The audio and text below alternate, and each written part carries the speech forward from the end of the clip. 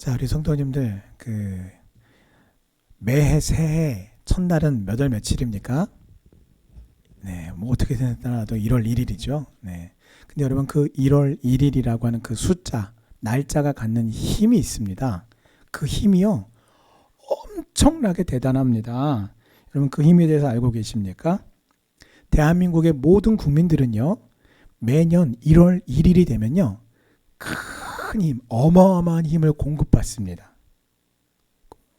그러니까 힘이 약하면 뭐 누구는 받고 누구는 안 받을 수도 있지만 거의 대부분 전 국민이 새 힘을 받아요.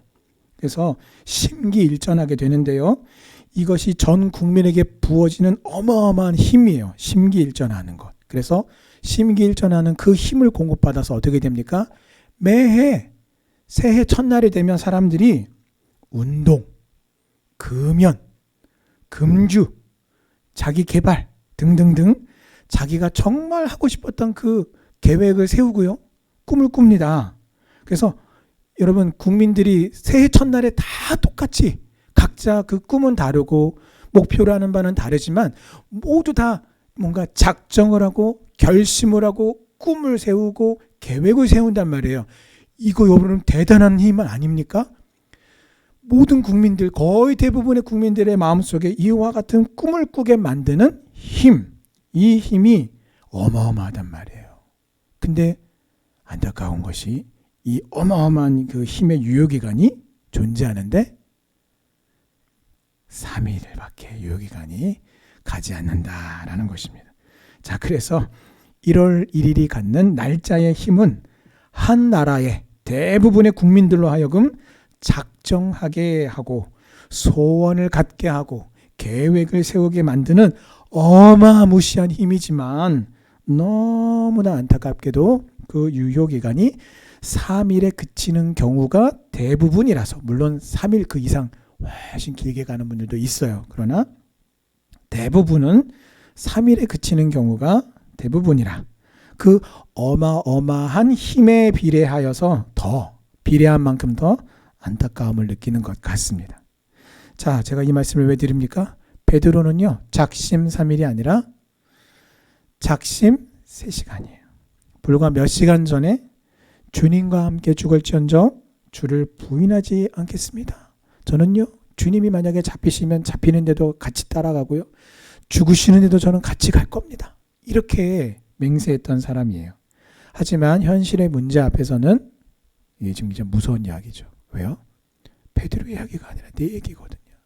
현실이라고 하는 그 문제 앞에서 내가 언제 그런 고백을 했냐, 언제 내가 그런 기도를 했느냐, 언제 내가 그런 결단을 했냐는 듯이 세 차례나 예수님을 부인했고요.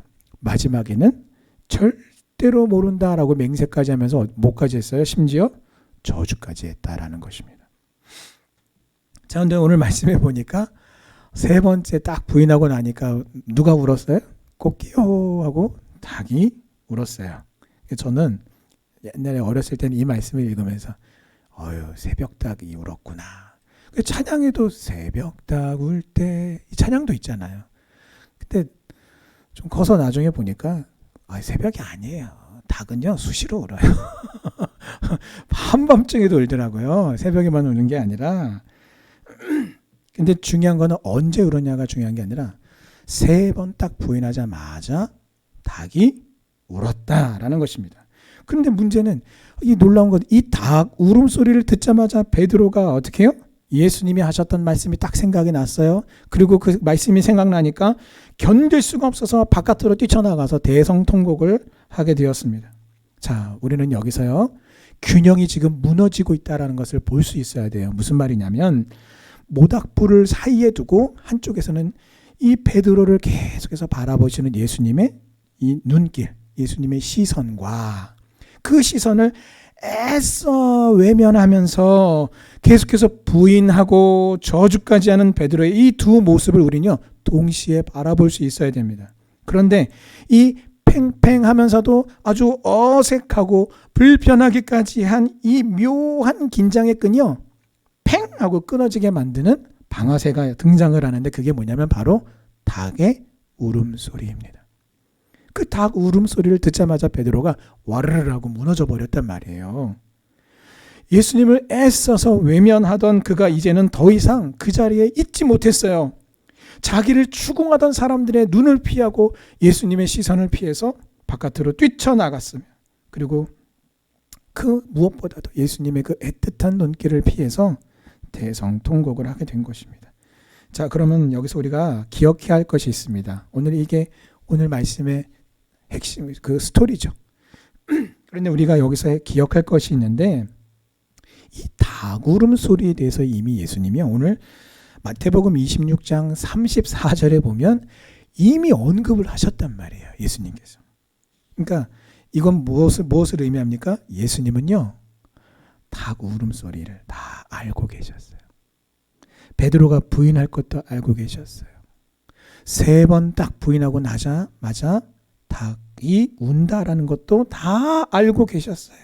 그래서 여러분, 예수님이 마태복음 26장 34절에 보면은요, 확신에 찬 맹세를 하고 있는 베드로한테 뭐라고 말씀하시냐면, 야, 내가 진실로 너한테 말하는데 오늘 밤 닭 울기 전에 네가 3번 나를 부인할 거야 라고 이렇게 예수님이 말씀하셨단 말이에요. 근데 그렇게 말씀하셔서 이 말이 베드로의 머릿속에 어떻게 되었어요? 머릿속에 딱 새겨져 버렸어요. 왜요? 그냥 예수님이 아유 내가 너를 어떻게 믿니? 이것도 아니고요. 아유 그렇게 너무 장담하면 못 써. 이것도 아니고요. 그 베드로의 부인을 뭐하고 지금 예수님이 묶으셨어요? 닭의 울음소리라고 하는 어떤 특정한 사건, 이것을 함께 묶어가지고 베드로의 머릿속에 탁 각인을 시켜버리셨단 말이에요. 그러니까 오늘 3번 부인하고 나자마자 닭 울음소리를 들었을 때에 여러분 베드로는 원래 닭을 무서워하는 사람이 아니에요. 닭 소리만 들으면 경기를 일으키는 그런 사람이 아니란 말이에요. 예수님이 하셨던 그 말씀이 딱 생각남으로써 예수님께서 34절에서 베드로의 그 머릿속에 닭 울음소리와 베드로의 그 배신에 대한 부분들을 각인시켜서 이 머릿속에 딱 넣어주셨기 때문에 닭이 울자마자 예수님의 말씀이 네가 나를 3번 부인할 거야 하셨던 그 말씀 앞에 무너져 내린 거예요. 여러분, 그래서 3번 부인하고 저주까지 했던 베드로가 닭 울음소리를 들은 직후에 나가서 심히 통곡한 이유가 바로 그것입니다. 자, 그럼 여기서 이제 우리가 그럼 왜 예수님은 베드로의 그 머릿속에, 기억 속에, 뇌리 속에 왜 닭 울음소리를 각인시키셨을까? 닭의 울음소리를 미리 연관지어서까지 각인시키신 걸까? 이런 질문이 하나 생깁니다. 그것은 바로 베드로를 향한 예수님의 사랑의 마음입니다. 그가 비록 범죄한 직후라도 즉시 회개할 수 있도록 만들어주신 예수님의 배려요, 또 예수님의 사랑의 의도인 것입니다. 사랑하는 제자를 위한 주님의 끝없는 긍휼과 배려를 볼 수 있어요. 그리고 오늘 말씀이 아닌 다른 말씀에 보면 예수님께서 베드로에게 직접적으로 말씀하세요. 내가 너의 믿음이 떨어지지 않기를 위해서 내가 하나님께 기도했다라고 말씀하신단 말이에요. 자, 그래서 오늘 69절 70절 말씀은 베드로의 첫 번째 부인입니다. 한 여종이 베드로를 지목합니다. 나 너 아는데? 나 너 봤는데? 너 그 갈릴리 사람 예수와 함께 있었지? 라고 소리를 쳤습니다. 자, 그러자 베드로가요, 뜸들일 것도 없습니다. 그냥 즉각적으로 모든 사람들 앞에서 예수님을 부인하면서 도대체 무슨 말 하는지 모르겠네. 이렇게 지금 부인했어요. 여러분, 눈앞에 우리가 길을 가다가요, 눈앞에 벌레가 확 날아들면은 여러분 어떻게 하세요? 탁 잡으세요? 대단하시네요. 대부분의 사람들은요, 의식을 못했는데 갑자기 순간적으로 눈앞에 벌레가 탁 날아들면요, 다 이렇게 확 눈을 감아버려요. 근데 그 이유가 뭐냐면요, 이것을 가리켜서 무조건 반사라고 합니다. 그래서 이게 그냥 내가 의지를 가지지 않더라도 내 몸이 어떤 그 무조건적으로 반응하는 어떤 그런 그 반응을 가리키는 거예요.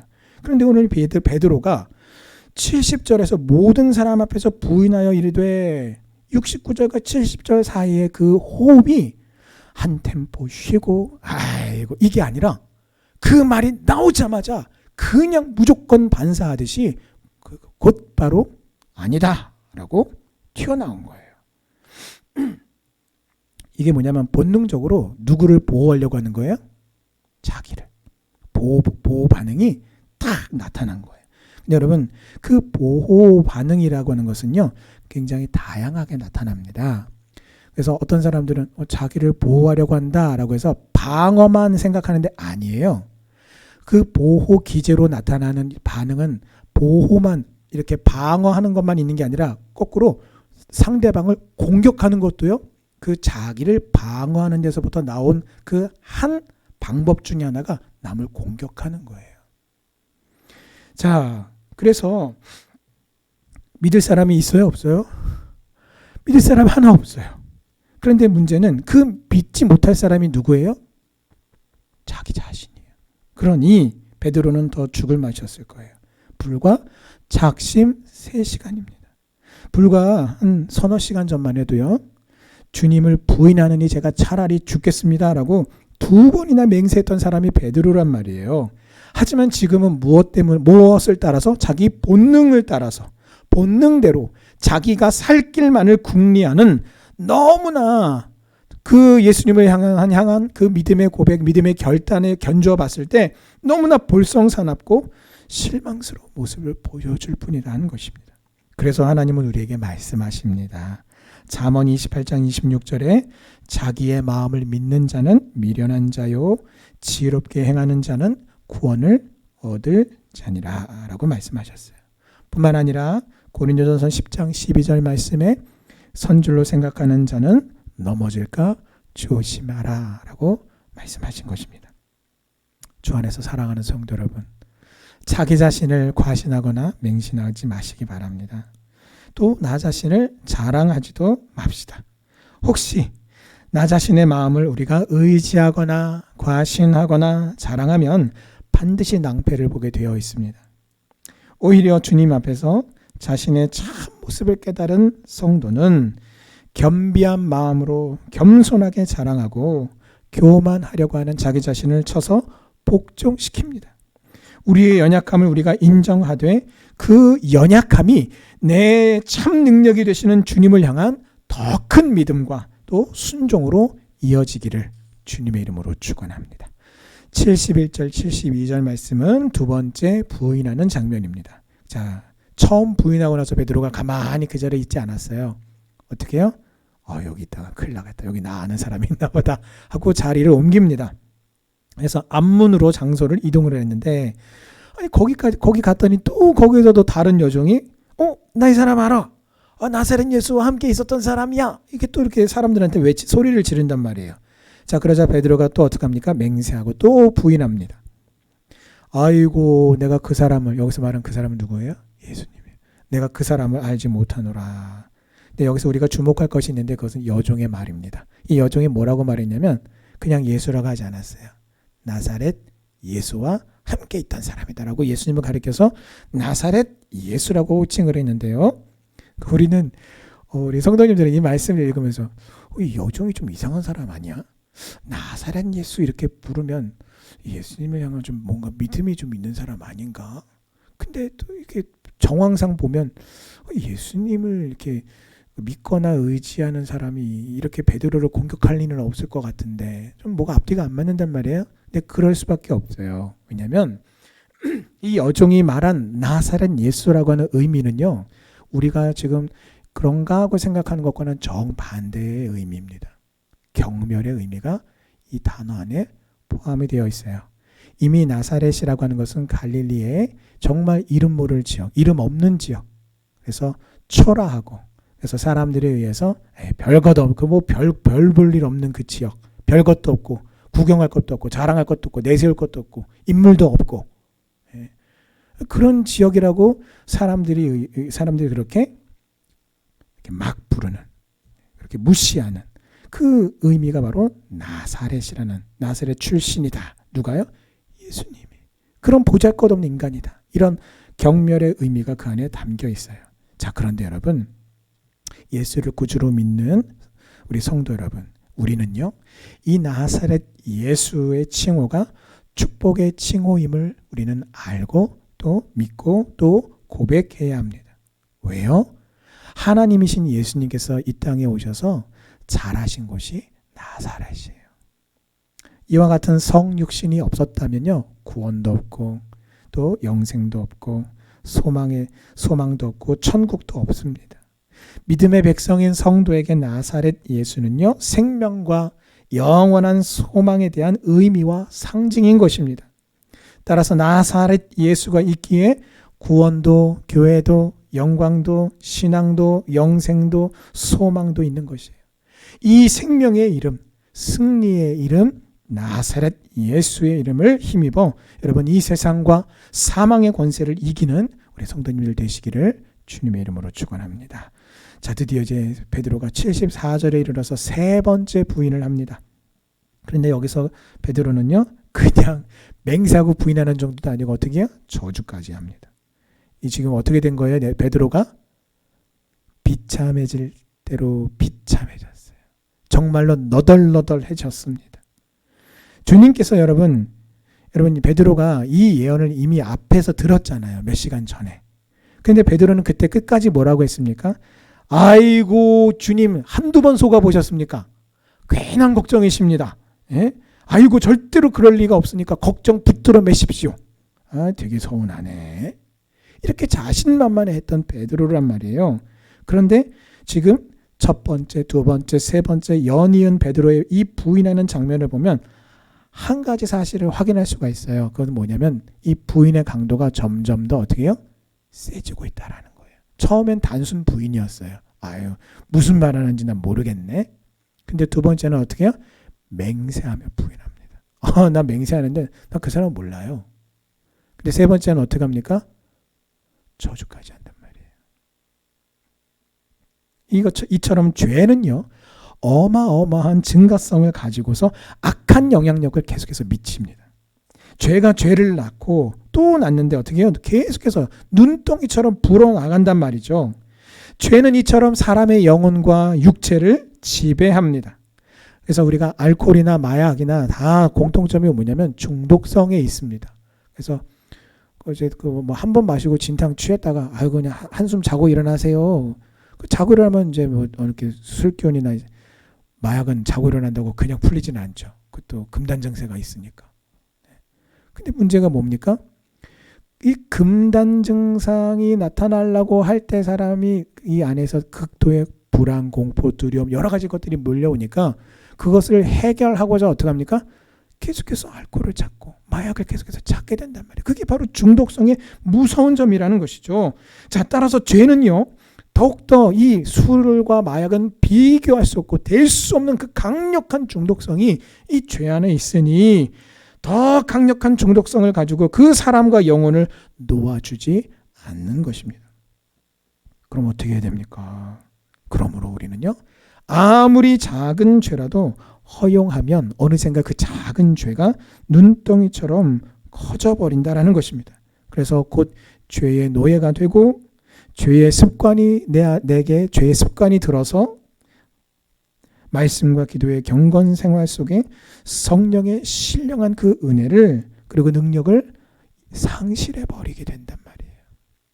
그래서 호칭은 목사요, 장로요, 권사요, 집사요 이렇게 호칭은 있어도 그 하나님의 그 말씀의 신령한 은혜와 능력을 다 상실해 버리고 예수 믿지 않고 구원받지 못한 불신자들과 똑같은 그런 내면을 가지고 혹은 실패의 모습을 끌어안으며 그렇게 살아간단 말이에요.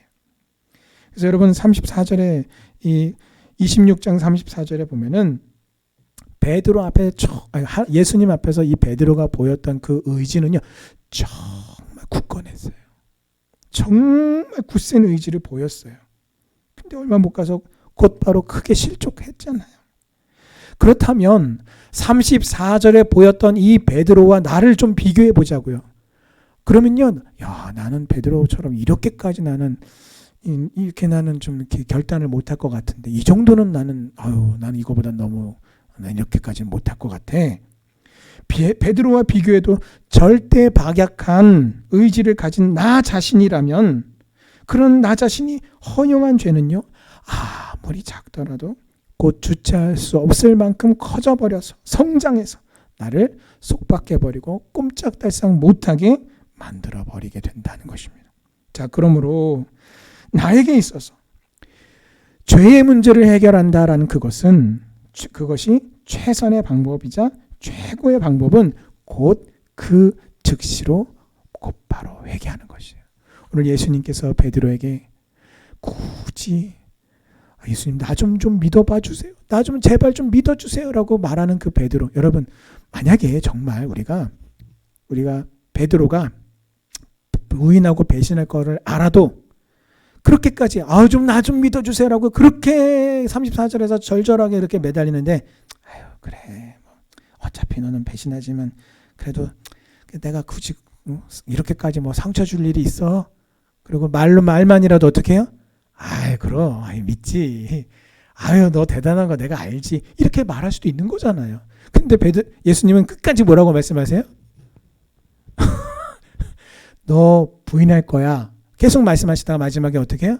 하도 계속 베드로가 아니라고 하니까 너 오늘 밤 다 굴기 전에 3번 나 부인할 거야. 그냥 못을 꽝꽝 박아버리시잖아요.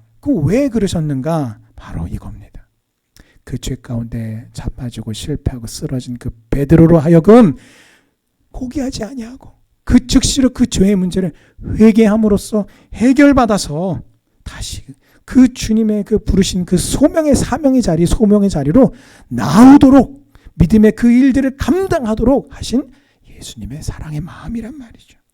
그래서 히브리서 12장 1절의 말씀대로 모든 무거운 것과 얽매이기 쉬운 죄를 벗어버리고 인내로써 우리 앞에 당한 경주를 하며 이 성경 말씀대로 행하기를 우리가 힘써야 합니다. 속히 그 즉시 회개함으로 항상 성령의 충만을 지켜서 하나님의 말씀대로 행할 만반의 준비, 영적인 순발력을 잃지 않고 항상 예비하는 우리 성도님들 되시기를 주님의 이름으로 축원합니다. 자, 그러므로 여러분 오늘 닭이 울 때에 베드로의 마음속에 뭐가 생각났어요? 34절에 예수님이 하셨던 말씀.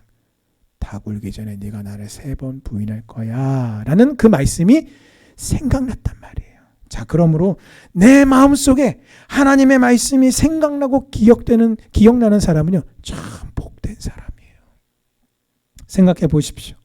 내 인생 최고의 시험의 날과 고난의 날에 의지할 하나님의 말씀이 없고 아무리 내가 하나님의 말씀을 들어도 그 하나님의 말씀을 믿고 의지하려고 하는 힘과 믿음이 내 안에 없다면 그 인생은 참 불행한 인생인 것입니다. 그런 의미에서 닭 울음소리와 베드로의 배신을 연결지어서 미리 베드로에게 각인시켜 주신 예수님의 말씀은 참으로 은혜요 사랑의 마음인 것을 알 수 있습니다. 그래서 예수님은 베드로가 회개하여 회복받기를 간절히 바라셨어요. 그것이 그를 사랑하신 증거입니다. 베드로는 절대로 확신하고 있는데 예수님은 계속해서 아니야 너 부인할 거야. 아니야 너 배신할 거야. 여러분 베드로가 그 말을 들으면서 얼마나 섭섭했을까요? 예? 아마 성경에는 기록이 안 됐지만 베드로의 속마음을 헤아려 보면 이랬을 것 같아. 아니 내가 주님께 이렇게까지 신용이 없었나? 예수님 참 서운하시네.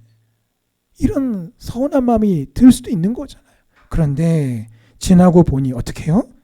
자기가 서운해했던 그 말씀이 바로 나를 향한 주님의 뜨거운 사랑의 말씀이라는 것을 알게 된 것이에요. 주 안에서 사랑하는 성도 여러분, 하나님의 말씀이 우리 최대의 위기의 날에, 시험의 날에, 환난의 날에 기억이 나야 합니다. 그런데 내 안에 하나님의 말씀이 생각나게 하시는 분은 바로 성령님이십니다. 성령님은 오직 하나님의 자녀들 안에만 내주하시기 때문입니다. 오늘 찬양의 고백이죠. 살아계신 성령님 날 붙드소서. 살아계신 성령님 날 살피소서 채으소서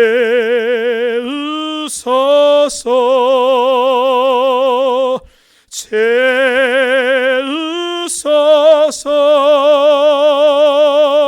성령 하나님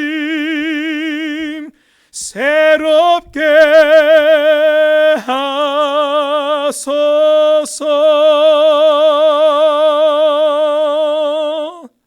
아멘.